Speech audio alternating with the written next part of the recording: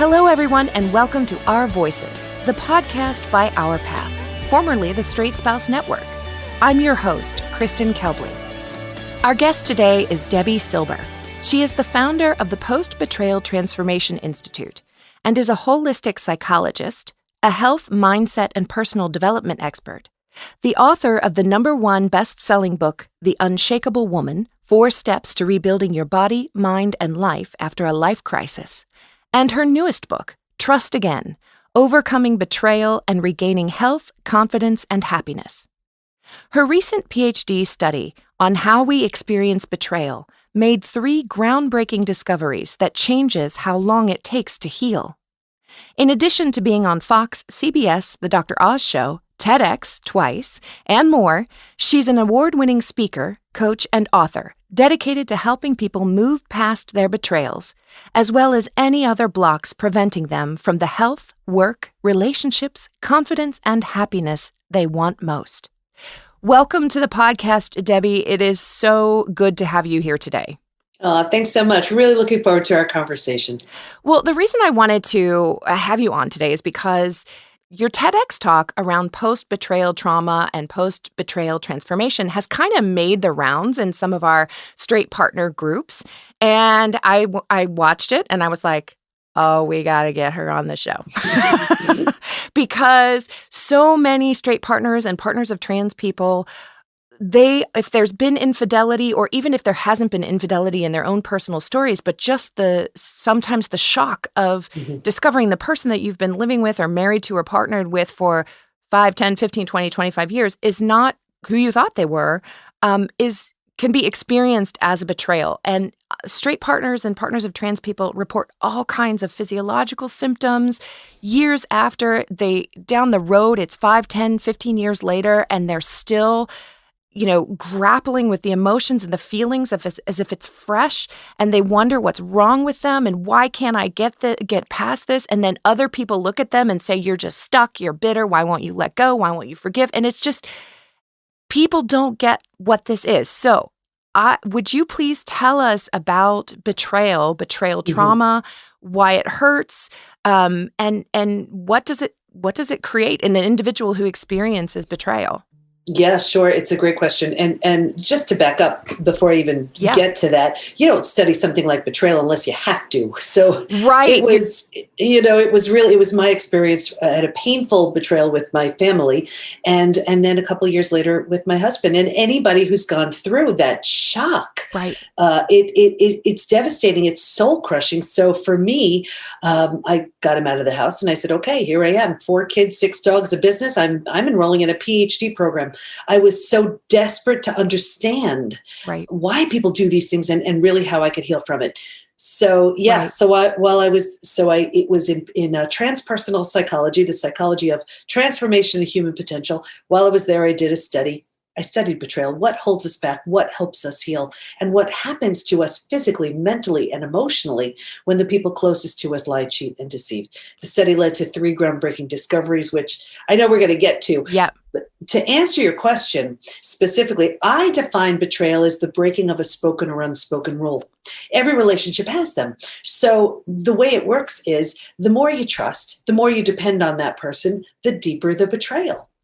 Right. So in an example like what you're saying, here's someone trusted and believed this person, and they put in their time, their heart, their energy, their love, just to find out, later on, wait a second, that's not what you thought.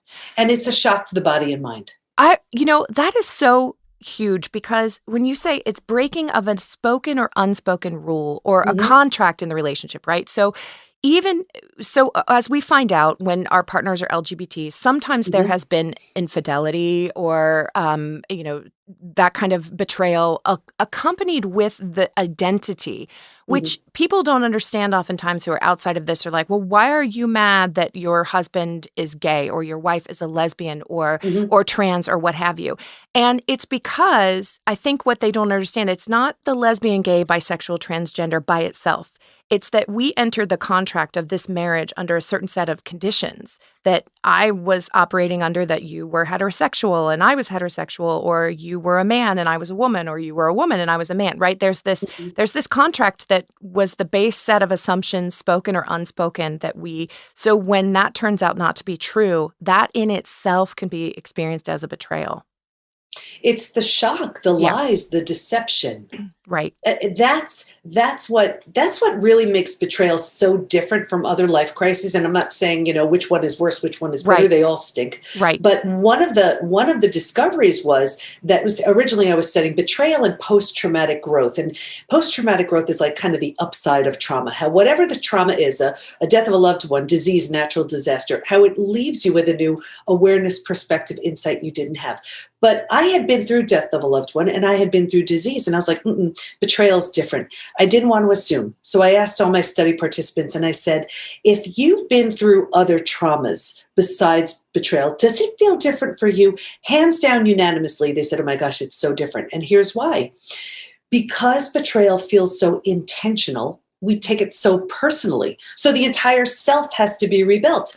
Confidence, worthiness, belonging, rejection, abandonment, trust, those are monster topics. So when you heal and rebuild, plus you rebuild the self, it needed its own term, which is now called post-betrayal transformation. I love it. And we'll talk about the transformation part of it a little bit later on, but I love how you are using that term, because there is post-betrayal trauma, but you take it a step further and say post-betrayal transformation, which is it speaks of an opportunity within the wounding to be able to go to a different place. So we'll get there.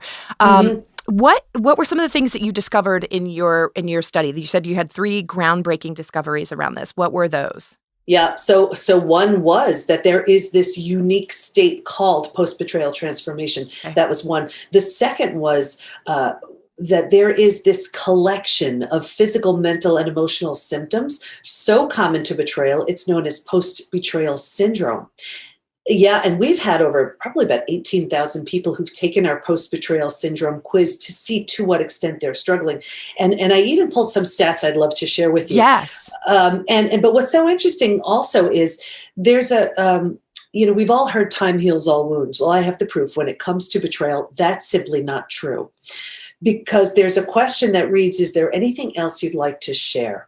And people write things like, my betrayal happened 40 years ago, and I can still feel the hate. My betrayal happened 35 years ago. I'm unwilling to trust again. My betrayal happened 10 years ago. Feels like it happened yesterday. So we know betrayal is an entirely different experience that needs its own protocol to heal.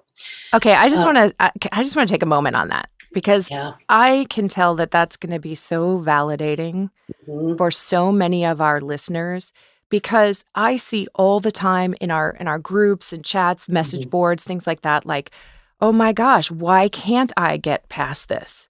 When will this get better? Why am I still reliving everything? Why am I still combing back through the relationship, trying to figure out what was real, what wasn't real? And it takes, people don't understand who are outside of the experience. It takes orders of magnitude longer to heal from than just, say, a parting of ways or something like that. Oh, there's a tremendous amount to heal from. But I will say also, it's not necessarily a longer amount of time. Okay. And the study proved that time wasn't the issue. Okay. Whether we move forward or not, that wasn't it. If I had to say what's the biggest needle mover, it's willingness. Okay. Yeah. And there were actually 3 groups in the study who did not heal. And the first group was the group where they just refused to accept their scenario. They just weren't having it. And that shows up in one of the other discoveries that I'll talk about soon. The second reason why they didn't heal was if they were numbing, avoiding, distracting, which is so common, right, because this is painful stuff. So whether they were using food, drugs, alcohol, work, TV, keeping busy, whatever it was, they did not heal. And what was so interesting too is there was a third group that did not heal. And this was the group where the betrayer really had very little or no consequences. And in this group, not only did I only see a further deterioration of the relationship, this group, hands down by far, was the most physically ill. Wow. Okay. So the things that sort of predicted recovery is willingness. And the people who weren't able to recover, there was a lack of acceptance, a numbing, and then the betrayer not having consequences. And then those individuals had the physical symptoms. So, which I want to talk about, but we got sidetracked a little bit around the statistics. So I want let's talk about some of those statistics that your research uncovered. Sure. So, like I said, I pull these stats every couple of months just to see where people stand. And this is this is to see what symptoms are the most common that people are struggling with. And here's where you may be thinking, oh, well, that's because of aging. That's because of stress, whatever. It's because of your betrayal. Right. So here we go. 78% constantly revisit their experience. 81% feel a loss of personal power. 80% are hypervigilant, and that's exhausting. 94% deal with painful triggers. Here are the most common physical symptoms. 71% low energy. 68% have sleep issues. 63% extreme fatigue. So you can sleep a whole night, you wake up, you're exhausted. 47% have weight changes. 45% have digestive issues. That could be anything from constipation, diarrhea, Crohn's, IBS, you name it. And what's so interesting about that one I found was, think about what the gut does. It absorbs, digests, and processes food. Right. Well, isn't a betrayal difficult to absorb, digest, and process? Right. So here are the mental ones. 78% are overwhelmed. 70% are walking around in a state of disbelief. 68% unable to focus. 64% shocked. 62% unable to concentrate. So just take one of those. Let's say you can't concentrate and you have a gut issue. And now here you are trying to get through your day. That's not even the emotional ones.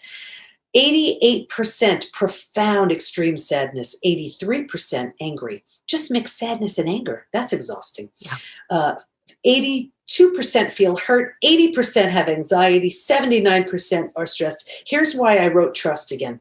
84% have an inability to trust. 67% prevent themselves from forming deep relationships because they're afraid of being hurt again. 82% find it hard to move forward. 90% want to move forward, but they don't know how. I mean, I just made the mind-blowing sound and hand gesture. This is what we have been saying at Our Path, formerly the Straight Spouse Network, for years, about our founder, Amity Pierce-Buxton, talking about what straight partners and partners of trans people go through in this disclosure period, discovery period, and for years afterwards. We just had a discussion on one of the groups not long ago where someone wrote, I can't read like I used to. I can't concentrate. I used to read, and this was me too. I used to read in bed till 2, 3 in the morning. And then after this whole thing happened, it was like, I can't read a paragraph. Like my brain would just not absorb anything. So we talked about concentration, the ability to focus and that's a physiological thing, right? That's actually in the body. It's not in your imagination. Oh, absolutely. The issues are in the tissues. I mean, this hits us not just on a mental, emotional level, but physical too. And the good news is you can heal from all of it. All of it. And it's when I go through, if you want me to share the 5 stages, you will see exactly why, you may still be struggling for an extended period of time, because it's where you land in those 5 stages. Well, I definitely want to hear about the 5 stages. Before we do that, I want to, because there were 3 groundbreaking discoveries. So I haven't forgot about that. We got to that betrayal was its own category. We got to that there were a collection of physical symptoms. And then what was the 3rd groundbreaking discovery? Yeah, so the first was that betrayal is very different. So it needed its own healing from betrayal. It needed its own term, which is now called Post Betrayal Transformation.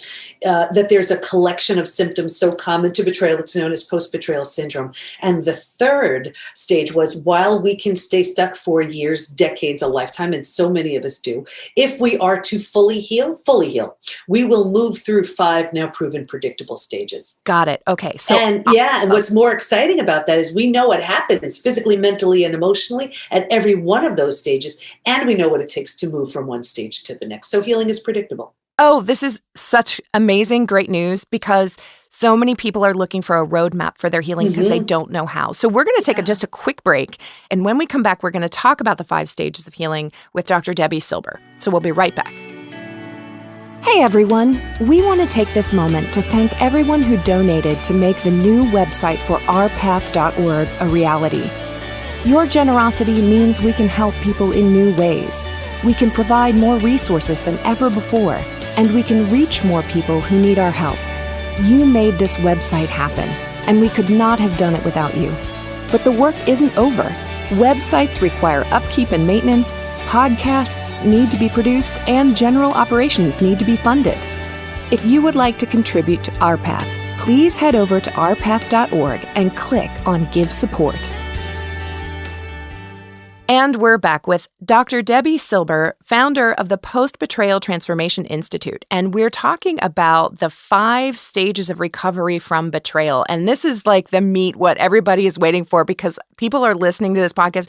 I'm excited. People are listening to this podcast right now going with their, like, if they've got their little pens out and their little notes. And so what are the 5 stages? Yes. And it's all mapped out in trust again to make it easy if you don't want to take notes. But okay. Perfect. So this was so exciting when this showed up, because at that moment, that's when we knew, okay, there's a roadmap through this.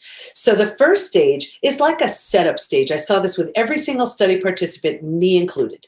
And what this was like, if you imagine 4 legs of a table, the 4 legs being physical, mental, emotional, and spiritual. What I saw with every single study participant was a real heavy lean on the physical and the mental, and kind of neglecting the emotional and the spiritual. So what does that look like? Looks like we're really good at thinking and doing, and not really prioritizing the feeling and being.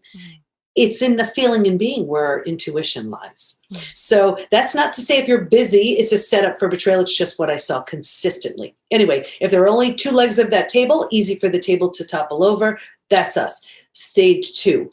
And this is by far the scariest stage. This is the shock. This is D-Day, Discovery Day. And this is the breakdown of the body, the mind, and the worldview.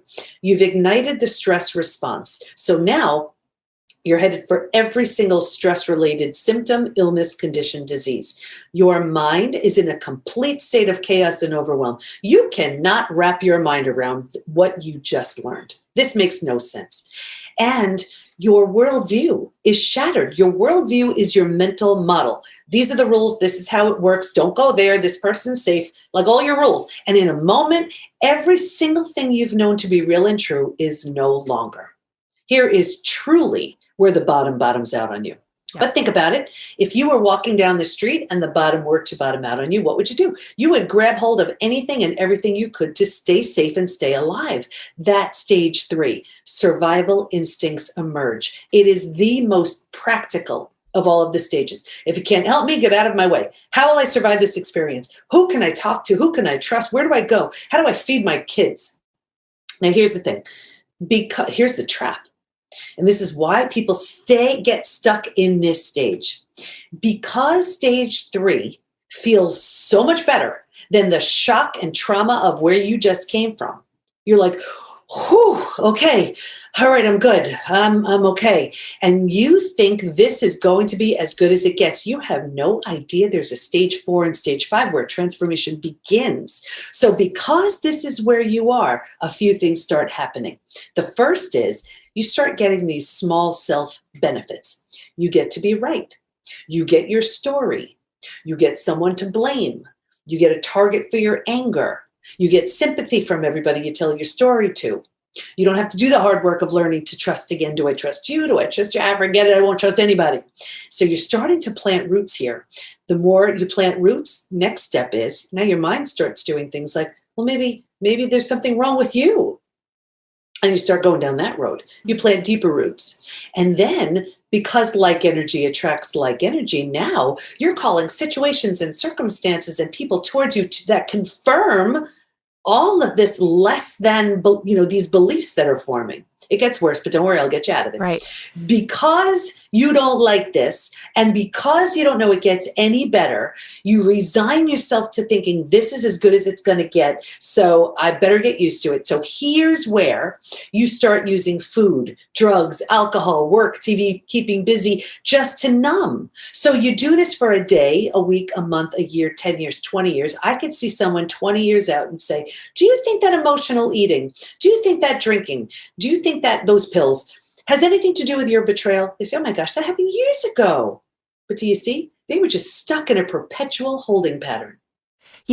Someone who is very important to me recently said to me regarding his own betrayal, it's really easy to get into survival mode, and it's really hard to get out.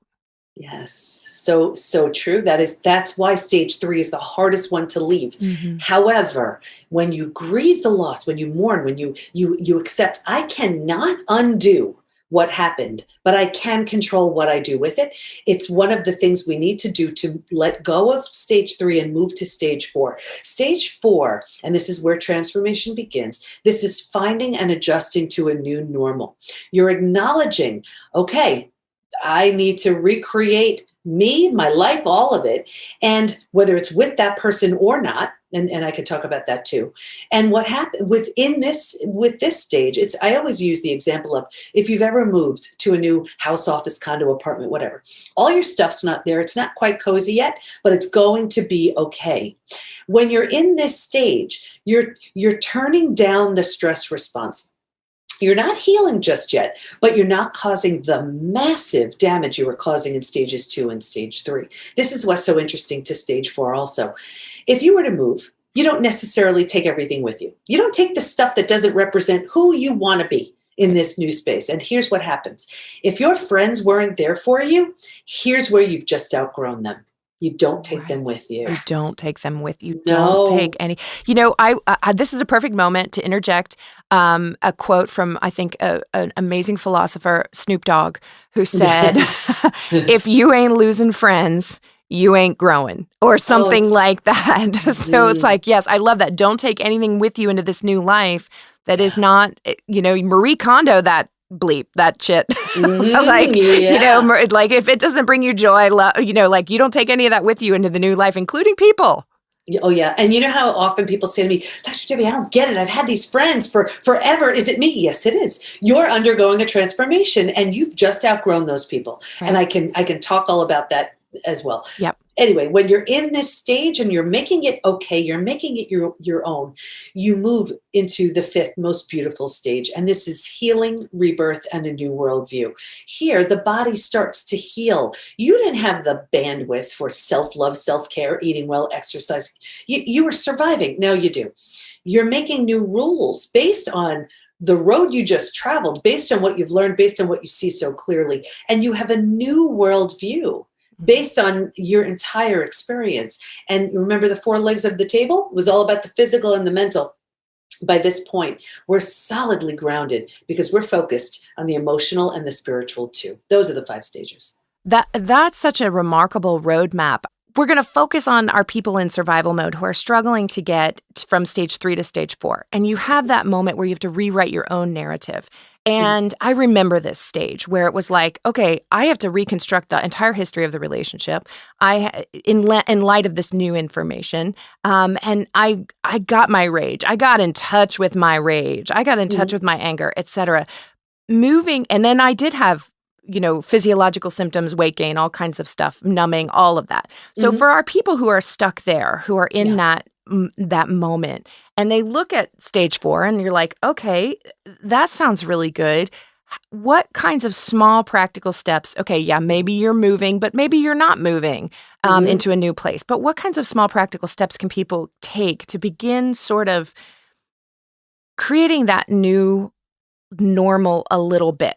Right. It's important to understand you have every right to stay stuck. Yeah. But it's not serving you. Mm-hmm. Yeah, I mean, think about it. Look, and I had a great story. The most important people in my life all betrayed me. And if I told that to anybody, they would all agree. But here's the thing. When you're willing to let that go, you have a story that's so much better. You get to be the hero or the heroine of your story. You get to be a role model for other people. You get to physically heal. You get to stop that accelerated aging that goes on when the stress response is ignited. You get to boost your immune system. You get to prevent yourself from illnesses and diseases that when the immune system is suppressed, you can't. You get to put down that like 500-pound boulder that's preventing you from reaching out and trying anything new and accessing any new version of you or opportunity. Right. So that's truly what happens. And here's the thing too. Rebuilding is always a choice. And when we understand that, it helps because, and even in my example, whether you rebuild yourself and move along, like with my family, certainly wasn't an option to rebuild with them. Or if the situation lends itself, if you're willing, if you want to, you rebuild something entirely new as two new people with the person who hurt you. That's what I did with my husband. We married each other again. So you can rebuild, you and move on, you as a new couple. People ask me all the time, they say, well, can it be repaired? And I say, no, it cannot be repaired, but it can be rebuilt.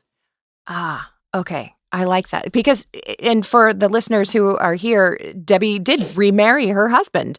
And so that's not going to be the case for many of some of our listeners might be in a mixed orientation marriage and they might be trying to figure out how they can move forward in their new model of a new relationship, a new partnership. So that does apply for them as well. So it is possible, you're saying, to not repair, but it is possible to rebuild. Is that what you're saying? 100%. Yeah. And here's an analogy that will explain it. I look at let's say, trust as a brick wall. Yeah. Every opportunity that person has to show that they're trustworthy represents a brick in that wall. The only way it can be formed is brick by brick by brick that I know of, right? And then in one mind-blowingly painful moment, D-Day, the entire wall comes tumbling down. Now, you have every right to look at that rubble of bricks and say, I don't have the least bit of interest in watching that thing get rebuilt. And that's totally, totally fine. However, if you choose, and again, depending on the scenario and the circumstances, you decide this. If you choose to rebuild, the only way is the way it went up in the first place, brick by brick by brick. Right. And the only way it can be rebuilt also is the person who's been betrayed, whose trust has been shattered, has to be willing to watch that brick wall be rebuilt. And the person who did the shattering of trust has to be a really good bricklayer. Right. And that is if you're going to repair or rebuild, not repair, rebuild the wall with that person. I want to take a quick break. And then when we come back, I do want to talk about trusting again, because when you're either, I think there's a bird in the background somewhere. Am I the only one hearing that? No, it's real. Okay. That's okay. It's okay. I just wanted to make sure that I wasn't hearing anything. It's totally fine. Okay. So I want to take a quick break because I want to talk more about trusting again, because whether you're building a new relationship with this old partner, or you're staying in a mixed orientation relationship, or, you're going to continue to stay in your partnership with your trans partner, or whatever you're going to do, or you're going forward to build a new relationship with somebody else down the road someday, the common denominator there is you. So it's what are you doing to reopen yourself to trust again and be vulnerable in relationship again? So we're going to take a quick break, and then we're going to talk about learning to trust again. We'll be right back with Dr. Debi Silber. Hey everyone, Our Path, formerly the Straight Spouse Network, is looking to add new support contacts to expand our volunteer force. Support contacts are the people who reach out to straight partners and partners of trans people in those critical days post-discovery or disclosure. Support contacts are the heart and soul of Our Path, and we need more of them. If you remember those early weeks and months in this process, you know how critical compassionate, neutral, non-judgmental support can be. And if you're far enough along in your own healing that you are ready to be there for someone else, we hope you'll join us. Visit ourpath.org and click on Become a Support Contact under Give Support to learn more. And we're back with Dr. Debi Silber, and we're talking about trusting again. So just a little personal anecdote, Debi. When I I went through a lot of relationships after my marriage collapsed. And the common denominator in all of them was I was perfectly okay having physical intimacy. I was not okay opening my heart or my mind, my soul to anyone in any kind of emotional capacity whatsoever. And when I finally met somebody that I felt like I could open my heart to do, it was terrifying. Like I had to work through layers of just sheer terror. Like I think I would have rather gone skydiving without a parachute, frankly, because that's what it felt like. That I was just risking everything in my being, my safety, the fortress that I had built around myself in order to be in relationship with this person. And it was a choice at every turn. Like, am I going to turn towards vulnerability and trust, or am I going to turn away from vulnerability and trust? And it helped that this person was a very safe partner for me. But what do people, like, how do people begin to, because it's not only, I'll say one more thing. It's not only learning to trust other people, it's learning to trust yourself, because you are, and your intuition and your gut, because especially when there's a disclosure like that my partner is LGBT or what have you, you're going, hey, how did I miss this? You're going, other people are asking you, how did you miss this? There's all kinds of like, so I'll just shut the party down and not let anybody new into my life, because I'm not sure if anybody's telling me the truth about who they are. And until I'm confident that I can discern that, I can't trust anybody. How do you move past that? Well, first of all, I would say that, betrayal shows up everywhere, and I can spot an unhealed betrayal from a mile away. And in relationships, it shows up in two ways. One way is, like you said, you put the big wall up, like, been there, done that. No one's getting close to me again. And we keep out, the bad ones, but we keep out the good ones too. The other way we see it is in repeat betrayals. When there's a repeat betrayal, that's an unhealed betrayal. So classic signs, we see it in health and business as well.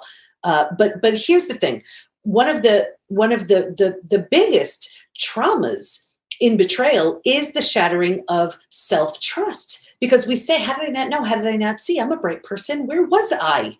So it takes, I teach a 4-step trust rebuilding process, and I'm happy to share it here. And again, it's all in trust again.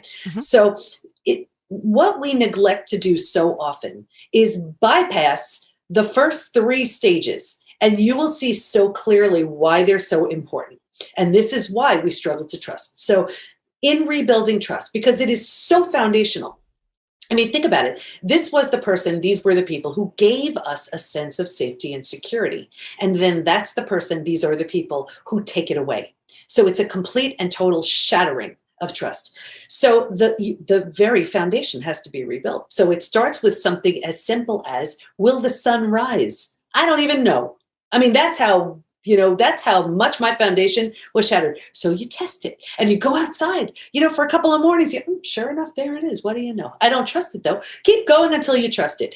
You need to rebuild. I'm talking that level of foundation. From that space, you could move to level 2. Level 2 is learning to trust your gut, trust in your wise inner guide and your intuition. And what that does is it gives you a sense of safety and security. So it's, if someone is incongruent, meaning they're saying one thing, but they're doing something else, the thoughts, behaviors, and actions aren't lining up, whatever, trust it. Our gut is like 10,000 times more perceptive than our mind. And at least in my experience, when I was learning to do that again, there was a physical response in my body. Oh, yeah. And I had to train myself to be like, oh, when my stomach does, like my stomach just, if my stomach could have a voice, it would be like, That's it. And it doesn't say much, but it's there. And when we can attune ourselves to feeling that, it's like, okay, I'm going to listen to that little, don't know, this is a little bit off here. And I'm going to act accordingly. And it does have it shows up in the body. The body knows. And so the way to do that is know what trust feels like for you. 2 babies laughing, whatever it is. How does your body feel when you see that, and know what a lack of trust feels like. How is your body letting you know? And then you use that as your measure. So you could feel a bit of a sense of safety showing up when you know, okay, so I am going to use that measure of what trust feels like, of what trust does not feel like, as I continue to rebuild trust. Once that's established, and not a moment before, when that's established, you've regained the foundation, rebuilt the foundation, you've built that that sense of trust in your intuition, wise inner guide, whatever you want to call it. From there, you need to rebuild trust in yourself. So how do you do that? You give yourself little tasks. I'm going to drink that glass of water, and then you do. I'm going to make that phone call, and then you do. I will not call that person, and then you don't, whatever it is. And what you're doing is you're showing yourself your word is law. You're trustworthy. And this is giving you that additional level of safety and security. So you can almost feel like these invisible bodyguards, like, okay, I have a solid ground to stand upon. I trust that, my intuition. I trust myself. And from that space, you could slowly and cautiously begin to trust others. But so often we don't do the first three, and we just rush to the fourth, just trusting someone else. And that's why it backfires. And then you find yourself in repeated betrayals because, okay, I got it. I'm with you. So the fourth step, so people are rushing to trust other people from a place of still unhealed wounds and skipping over those other steps of learning how to build trust in themselves. So the fourth step, you say, is trusting others. So let's say I have gone through steps 1, 2, and 3. I'm on the precipice of trusting somebody that I've met, and we've been going out for a little while, et cetera. Or I'm trusting my partner again that I already existed in a relationship with. Maybe I'm in a mixed orientation relationship or something like that. And I got to trust this person. But there's a whole new level of terror. So how do you work through that? Yeah. It's relationships give us the perfect grounds to learn what it is we need to learn about ourselves. Think about it. There are no accidents. We're bringing these people into our lives to teach us something about us. And so often there is a profound lesson that maybe, you didn't think you were lovable, worthy, deserving. Maybe you let boundaries get crossed, whatever it is. And these relationships are here to show you, get that lesson already. Yeah. Because when you do, it doesn't need to keep showing up again. Like in my example, I never had boundaries in place. My needs never really mattered. And I got that message when it was that second betrayal, the first my family, then my husband. I was like, you know what, forget it. Now it's my turn. And it was so drastic for me to enroll in this PhD program because I had never done anything like that, but it changed everything. Right. And so it's that willingness to say, what do I need to learn here? I'm not saying it's your fault. I'm saying, what's the opportunity? What's the lesson we can learn? There's always something. I love that so much. Get the lesson already. And it's not about blaming you for anything. It's about how we set up our future lives for not having what, I remember saying just in my personal life after that divorce, I was like, I don't know what that was, but I'm never doing that again.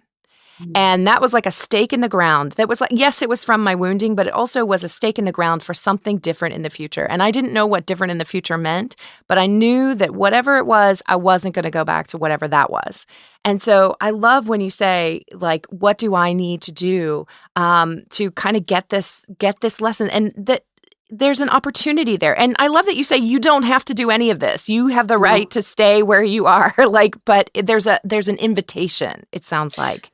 Well, you do. That's the thing. And I use that house analogy, which you probably saw in the second TEDx. Do you have post betrayal syndrome? And this is the thing.